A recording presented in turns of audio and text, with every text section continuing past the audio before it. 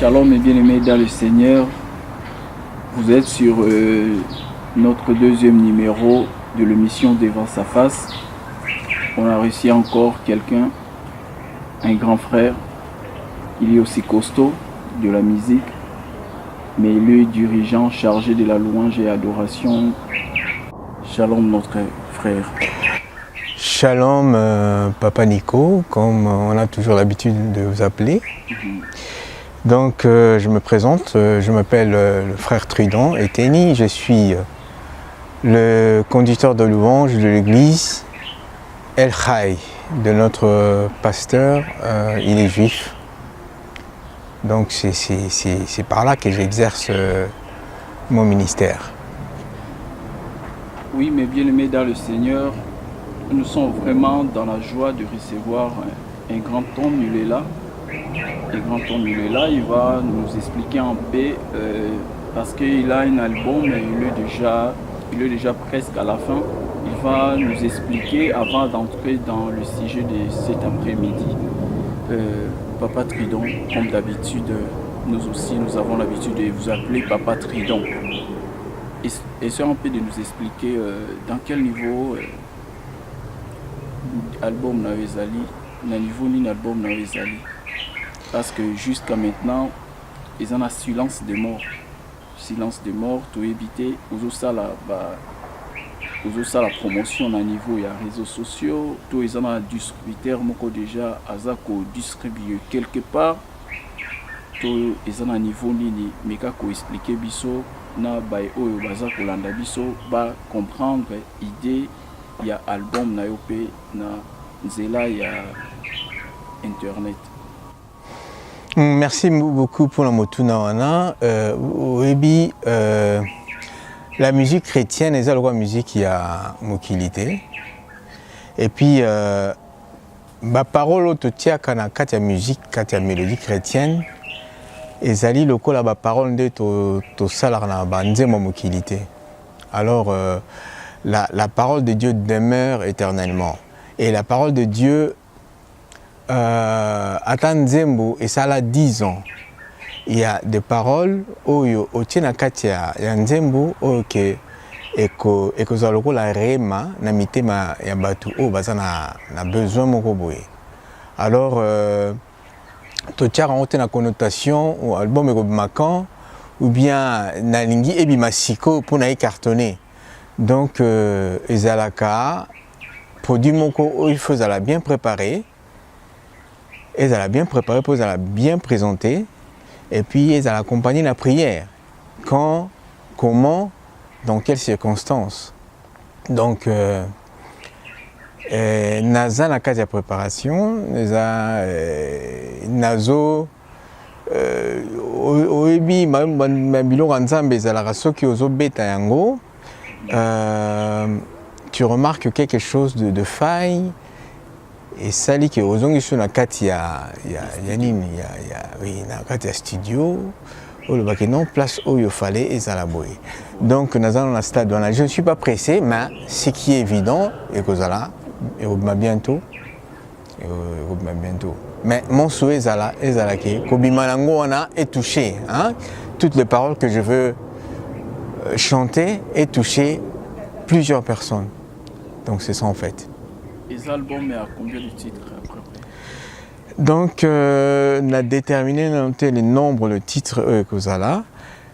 Et vous avez 9 ou 10 titres. Peut-être, ça dépendra. Peut-être 9, alors que Nzembo na Tikiwana, et ça, Nzembo important, que si on a tiré un album, ça allait encore toucher beaucoup plus d'âmes. Donc, Naza na kati ya libon de makasi, naeba Nzembo nini vraiment la sélectionner pour les ala définitif, hein, le choix de Nzembo définitif. Et naebité ce qui titre album mais déjà tout ça on est dans la préparation, dans nous décider puis dans nous pour notre titre. Bon, Nzembo na sali oyo, ça fait longtemps que j'ai composé ça. Donc il est question seulement à fignoler, hein, à titre album depuis Congo, j'étais touché sur le ZAM, hein, le rachat de ZAM, hein, que les gens soient préparés au royaume des cieux. Alors là, la première chanson que j'ai faite est intitulée Soyons prêts. Alors, on a que titre phare, titre album, Soyons prêts, parce que notre christianisme, but nango ezala, tous prêts à la rencontre du Christ. Tout ce que nous faisons ici. Même le chant qu'on exhorte des gens, c'est de les ramener à une bonne communion avec le Christ pour que, tant que tu as enlevé, tu as la stature parfaite. Tu as la prêt, tu as milengela. Nandenga bo solo. Donc, il y a un Waouh, c'est super. Nos bien-aimés dans le Seigneur et surtout explication à papa yango et memi biso to kota siko na profondeur ya sujet na biso ya soirée to milengele pour na rencontre ya Christ. Yango émission na biso ezali devant sa face pour ne pas mettre les gens en confusion devant la face de Dieu. Parce que biso tozali déjà awa na monde juif bango ba sitaka kombo ya nzambe pamba pamba te. Mais biso quand même lokola ezali émission toza kosala pour batuba mekamuke ko comprendre but na biso ezali nini tozali obligé à kotanga pour totika batu na suspense te. Tozali une émission devant sa face, devant la face de Dieu. Soyons prêts et puis une explication ya banzembo ndenge opesi yango nde ezali ko mema batu vers le Seigneur, vers Christ. Mais kotala natalaki lelo na sur Facebook, en tout cas nazaki na évité na okolba nazaki touché pour son lobby d'ici peut-être batona basaki vraiment louange ou ils allaient ko glorifier nkolo. Mais kotala ndenge musique batu babini plus que batu ya mokili na évité ce ba memaki batu vers nkolo to vers sentiment et instrument to vers na yebité to vers chorégraphie na bango yango nde bamemelaki batu devant nkolo mais mpo na ngai namonaki totalement ezaki sentiment musical nde mutu esalaki que bango babeta ndenge babetaki wana donc bamemaki batu na sentiment mais non liboso na nkolo wana selon ngai. Mais soki ezali réellement que oyebi quelques personnes oyo babungi penza babungisi bato nanu tout d'abord babungisi bato nzela ya nzambe objectif ya Christ babungisi yango bakomi kosalela ba expérience personnelle pona yo papa okoloba nini pona bato vraiment bungisi bakomi kosala expérience personnelle olia komema bato liboso ya bonzambe wana babungisi yango mais tant que yo adorateur dirigeant okoloba nini vraiment na point wana. Évidemment, musique, toute musique est la même. Ça dépend maintenant, il y a esprit ou il y a quatre musique. Voilà. Et esprit aussi, il y a bateau, la musique, on a pas communiquer. Musique, ou peut-être un gars, nazo sala. D'emblée, na romitia na mutu que musique parce qu'on a les mêmes accords, on a les mêmes notes do ré mi fa sol la, même la musique mondaine ils utilisent de même notes et on a la culture africaine, on a notre genre de jouer la musique. Hein? C'est-à-dire que ceux qui ont la musique chrétienne par exemple à connotation congolaise, je vais utiliser la mélodie du genre congolaise. Alors, parfois, que c'est ressemblé. Hein? Style. Hein? Par exemple, si on a par exemple style, il y a Baluba. Si on a la musique folklorique, il y a Baluba. Mais esprit de la musique, esprit de la musique, c'est pour cela, tant qu'on communique avec la musique, parce que la musique en réalité c'est la même. Hein? Donc, motivation, pour communiquer musique. Esprit, pour communiquer musique. Est-ce que musique, on a communiquer dans le but bamona succès na yo ou bamona ndenge ozobeta ma instrument et puis et faire danser batou ou la musique wana ezali parce que la musique c'est ça, ce sont des combinaisons de voix qui font agréablement bon dans les oreilles. C'est ça en fait. Alors, tant qu'on a bête musique, on a tant que ça la combinaison à son et à son agréable. Ça se limite là où peut-être on a transmettre par l'esprit divin un message pour être touché âme. Il y a un dans le bas il ba partie me soit mélodie on a ba parole on est à lokola moi réellement pour être touché bateau ozomona à la fin bien que tant ba ningana kinzoto ba ningisa kinzoto ba obi partie mo butanga loba ki boye toucha kingai na mona lokola ngape na sala mabe place wana partie wana nzembo wana vraiment na sala mabe donc il faut na continuer il faut na changer ozomona. Donc c'est ça en fait, ça dépend de la motivation. Mais Nazong et la pneumologie, et Zali, au moment que monsieur a l'intention, au moment que l'esprit n'est pas là, c'est la chair, je suis en train d'imiter tel musicien, pour nana, naningisaka, na salaboy. Mais ça n'est pas. Donc c'est ça en fait.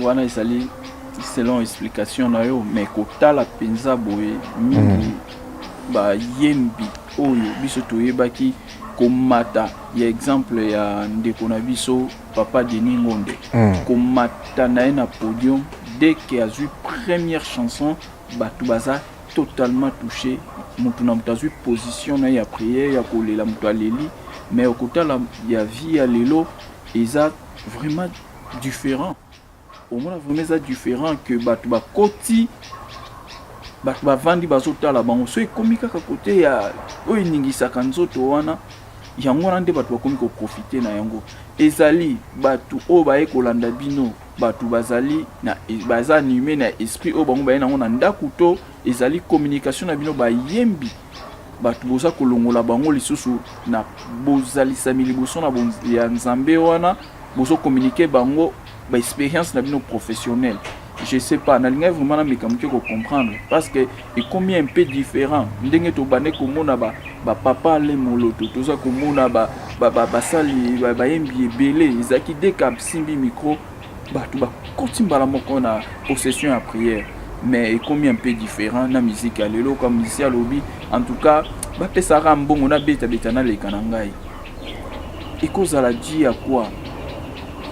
Et c'est un peu d'expliquer parce que Yozali dirigeant ya choral nene déjà oyo na mindele surtout ba landaka yo ba respectaka et surtout tant ozo yemba ozo mener pe adoration en tout cas les gens c'est vraiment ba mikoti saka conseil nini ce que ezali une explication claire au kopé ça pour na bato ba la so ba comprendre kopé si ce que ezali na conseil pas kopé ça na ba oyo baza ko utiliser musique pour na business to basala nzambe miso baza ko utiliser entre parenthèses le musala nzambe lokola business mais bato bazo kota lisusu na nzela bo nzambe te bazo ko bungisa bato le contraire conseil ni noko ko pesa to explication claire ni noko ko pesa soki ozape na ba argument na kati ya ba donner wana. Alors la koloba que c'est par là que vient la confusion. Tout mouvement corporel et à la soit exaltation de la chair, soit mouvement corporel wana, et exaltation de la chair, mais où ta na joie, hein, na joie oyo bozo répéter les paroles que vous êtes en train de chanter, hein. La louange wana, louange bozo pesa nzambe ezo sala que vous fassiez le mouvement pour exprimer votre joie, hein, les mouvements là. Et étant dans la chair, et Dieu a fait que la musique soit accompagnée des mouvements. C'est ce que David ne retenait pas. C'était pour lui difficile de se contenir, de ne pas danser. ozomona. Donc malheureusement, ce qu'on déplore, mais c'est une simple exaltation de la chair, ozomona, de simples émotions pour nako. Tant azobi nabo, mais il est en train de penser à autre chose. Tant azobi nabo, azo se référer à la musicien mon roboye, yamukili, nenga hein, non mais hey, azo se référer dans. Alors là, il y a une barrière. Il y a une barrière, c'est ça malheureusement. C'est pour cela, bah tout faut bailler, bah pourquoi bah zobi n'attend en musique chrétienne et zobeta, hein, bah tu veux bah rater bah ça la bonne différence c'est pour ça zomona, ils la païen, ils la nini, soraye, azobi dans les musiques, ils la nzambe, mais azobi dans le contexte nini, zomona, ça dépend sur quoi contexte. C'est pour ça zomonaka soit la musique chrétienne a bini ndinga binaka a la musique mokili a bini ndinga binaka donc ça azobi dans le contexte moko boye qui en dehors peut-être il y a contexte chrétien. Donc c'est ça du bungi ndenge zalaka ozomona papa de ningo mais muto azo yemba a se préparer naé déjà. Par exemple, papa de Ningonde, tant que bayaka na bongisaka ngo déjà na libondeli avant baya na podium, c'est accompagné avec l'esprit et tant que bako yemba, nzembo na ezala aussi accompagné de l'esprit de Dieu et que toucher batou et que ça va porter la lumière. Donc c'est ça en fait. Merci mes bien-aimés dans le Seigneur. Bolandi, explication, il y a dirigeant de la chorale Otobengi na Kombo, il y a Papa Tridon et Teni, explication, il y a Pessi Selon Mituna Oyo, il y a Bisso, il y a Nozali Yaye, a Pessi explication, selon Ye, Bino Batbosali, Kolanda Bisso, Bo Tinde la Bisso, ba SMS, na ba sous question, à partir à numéro Oyo Kozala. Et que ça na sewana botina la sous question pour te kobengisa pour la deuxième fois pour te poser quelques questions encore émission esuki wana te awa lobeli na qualité ya musicien mais sikoyo ça abloba qu'il kambo côté autaki ko raccrocher aussi diplôme ya théologie donc quelque part azape wana pe motei monene tozwa contexte mususu ya kolobela siko batei oyo abwakeli oyo abimsi prophétie oyo kuna asepe na prophétie wana te abandi ko contester muninga cela nini basali ya Nzambe baza komema batu parce que vision ya Christ tango abandaki ko tinda bayekoli tango azotinda ba disciple alobi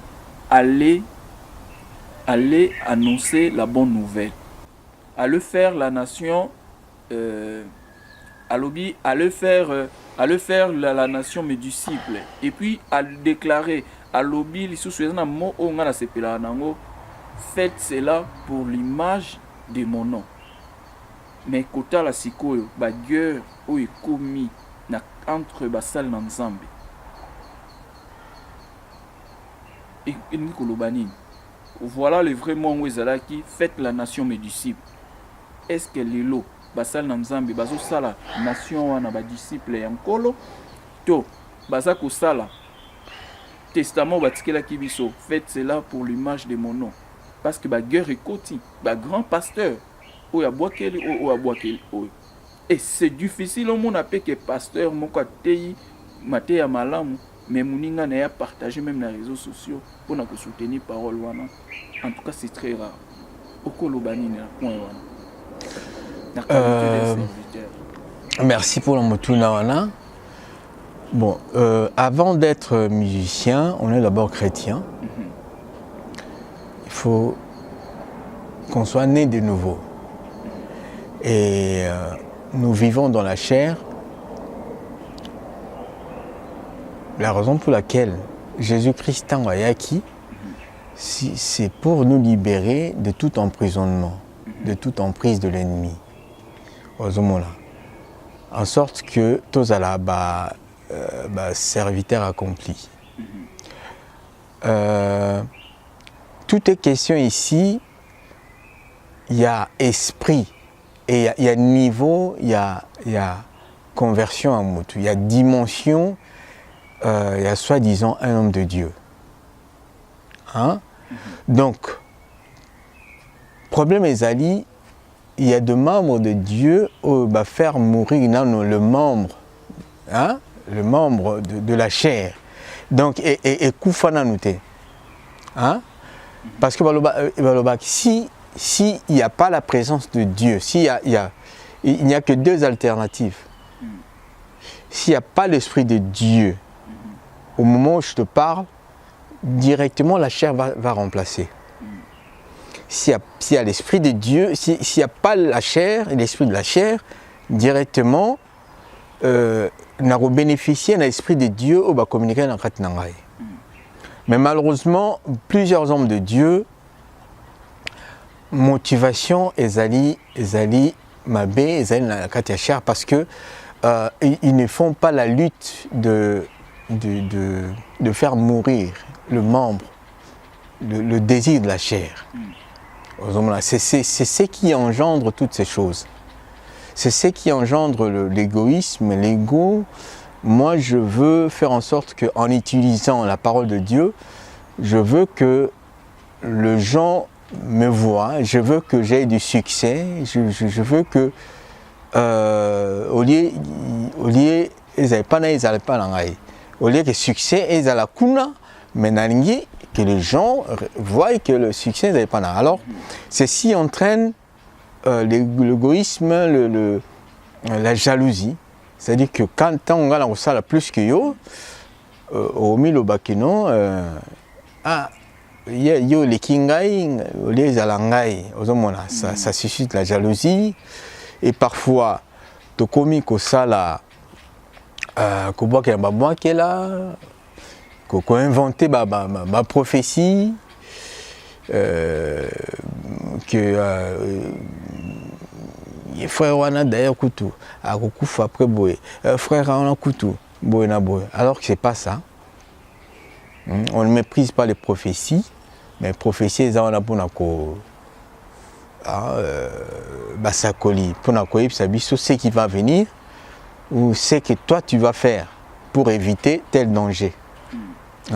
Donc c'est ça, tout dépend de la dimension de l'Esprit de Dieu. C'est-à-dire comment le Saint-Esprit est en train de travailler en toi. Quelles sont la dimension de la production des fruits de l'Esprit en toi. C'est cette production, c'est cette production, il y a l'Esprit dans la katinayo, des eaux déterminées. Soit tes âles en haut mouké, soit les âles mouké, la chair est dominée. Alors, c'est comme ça, la guerre, inana, oui, c'est ça en fait. Oui, vous étiez sur notre mission devant sa face, la face de Dieu. Nous arrivons presque à la fin. Et là, on a exhorté Kaka. On a ça va tout Kaka. Avant qu'on a la moyenne, il faut tout d'abord naître de nouveau. Il faut tout d'abord qu'on soit libéré de toute emprise, il y a ennemi. C'est par là que, tant qu'on loué Nzambe, avec toutes sortes de souplesse, on loué Nzambe la pépélé nyoso, sans culpabilité, et étant donné que l'esprit Nzambe est dans le katinayo, on loué librement. Vous voyez, c'est ça en fait. Pour nous, c'est la simple exaltation à Moussounité. Donc, nous avons vraiment. Bisous, sondenge to louar Nzambe, to adorer Nzambe, total bomoy na biso. Ceux qui bomoy za malamu, ceux qui tozo refléter, bafouiller à Saint-Esprit, yango pe eko entraîner une bonne louange, adoration na kati ya mitema na biso. Donc, yango ndena ceux qui ici.